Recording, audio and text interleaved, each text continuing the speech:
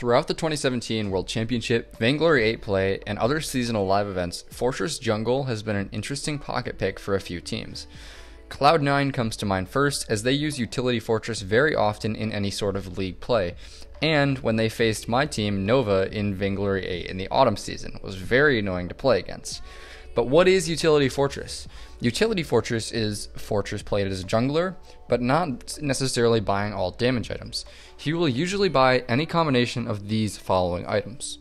He will always buy the Dragon Blood contract, always buy an Aftershock, always buy a Stormguard banner, but sometimes build it into Stormcrown, always buy lots of heavy defense, sometimes build into a second Fountain of Renewal, almost always build an Atlas, and sometimes build his Crystal Power into a Broken Myth later in the game.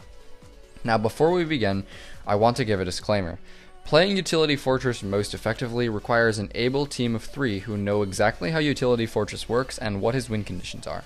You may just end up getting flamed for doing this in solo queue, even in Vainglorious. Early use of the Dragon Blood contract especially requires lots of coordination, and this is not for everyone. Utility Fortress has a dormant period at the beginning of a match, before he reaches Aftershock and or his ultimate. This provides a decently large window for the enemy to push out his jungle and render him ineffective, as Tribe did against Cloud9 in the semifinals of Worlds. However, once Fortress gets his core item of Aftershock and his ultimate, he becomes very strong. In short, he's designed to be an annoyance that can burst down low defense enemies, cripple the enemy laner, and enable his own team's weapon laner. So here's why he's an annoyance. With low cooldown and high base damage on both his Truth of the Tooth and Law of the Claw, when combined with Aftershock, Fortress becomes a high energy mobile jungler that almost constantly provides a speed boost toward his enemies. Adding to his annoyance factor is his wolves. They block projectile abilities like Glimmershot, Bad Mojo, and Forward Barrage. If your enemies can't easily kite backwards like a Vox or stand and fight like a Rona, they are going to be in for a very bad time against Fortress. With high defense built and fortified health from his ultimate, Utility Fortress can provide a great distraction for your main carry to do their damage, hence him enabling your carries. Now here is a clip from one of my ranked matches where my team is pushing with the Kraken. I'm playing Utility Fortress here. We have a Churnwalker and a Ringo. So I jump onto the enemy Vox and hit an Atlas Pauldron on him, but the enemy Taka goes onto our Ringo.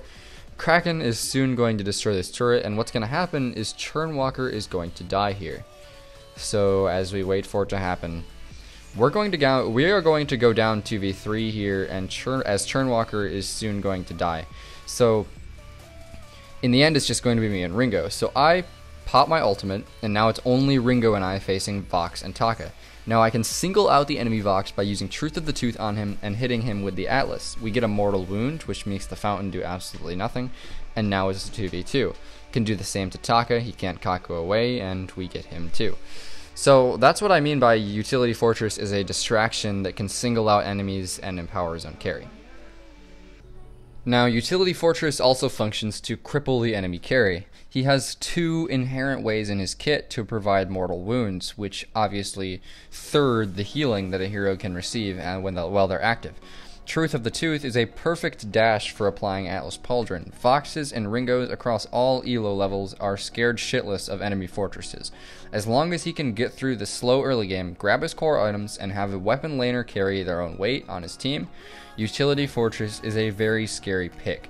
Now in this clip you will see me in slow motion applying the Atlas to the enemy Fox using my Truth of the Tooth combo.